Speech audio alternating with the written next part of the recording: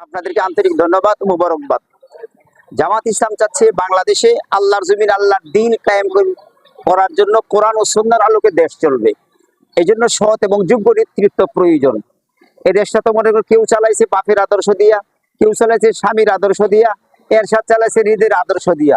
দেশ আরো দিন দিন অধপতনের তলদেশে চলছে। আর বাংলাদেশ জামাত ইসলাম চাচ্ছে আল্লাহর কোরআন রাসূলের সুন্নাহ দিয়া দেশ চলবে, সৎ এবং যোগ্য নেতৃত্বের মাধ্যমে, তাই না? তা আলহামদুলিল্লাহ আমরা তো এই বিগত সরকারে 3টা মন্ত্রণালয় চালাইছে 2জন মন্ত্রী, শহীদ মাওলানা মতিউর রহমান নিজামী, শহীদ আলী হাসান মোহাম্মদ মুজাহিদ।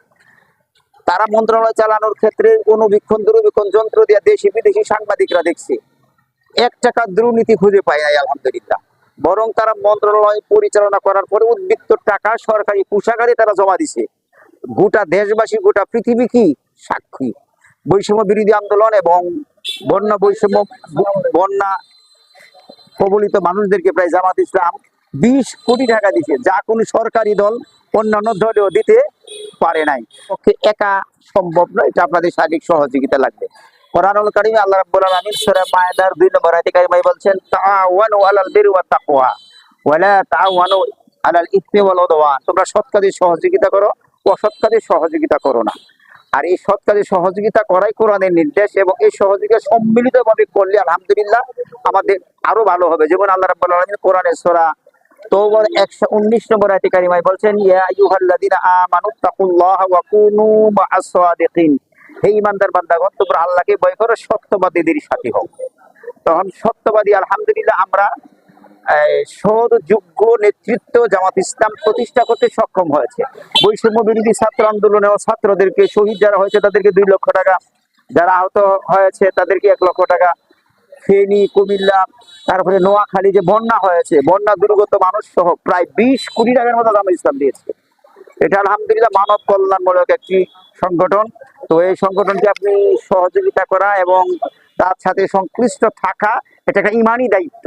তো আপনি জামাত ইসলাম সম্পর্কে আপনার কোনো ধারণা অথবা কোনো মন্তব্য থাকলে বলতে পারেন।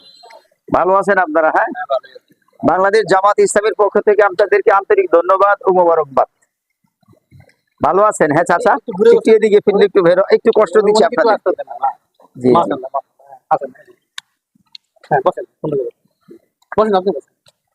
না না না, বসেন বসেন বসেন, আপনি বসেন, চেপে চেপে বসেন বসেন। এই না না না, এই যে আপনি বসেন।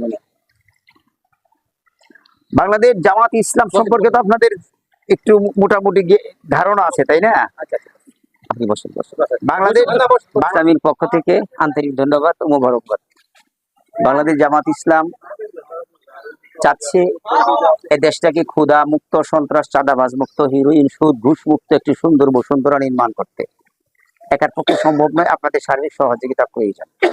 এই যে কারণ এই দেশটা আমার, এই দেশটা আপনার, তাই না? তো কোরআনুল কারীমে সূরা মায়েদার 2 নম্বর আয়াতে কারিমার শেষ অংশে বলেছেন, তাআওয়ানু আলাল বিররি ওয়াত তাকওয়া। তোমরা সৎ কাজে সহযোগিতা করো, অসৎ কাজে সহযোগিতা করো না।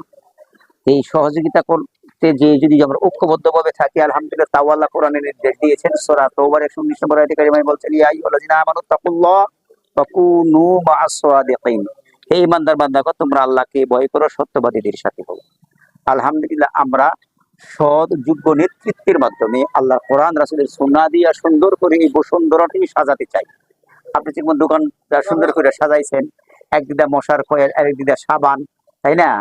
আরেকদিকে এই ডিম, যেগুলো সুন্দর করে সাজাইছেন। আল্লাহ বলছেন কোরআন দিয়ে ব্যক্তি, পরিবার, সমাজ সাজাও, এর ভিতরে কল্যাণ, এর ভিতরে রহমত আছে। সেক্ষেত্রে আপনাদের জামাত ইসলাম সম্পর্কে আপনাদের কোনো মতামত থাকলে বলতে পারেন। আমরা তো আগে থেকে ছাড়বো। আলহামদুলিল্লাহ আলহামদুলিল্লাহ। আপনার নাম কি?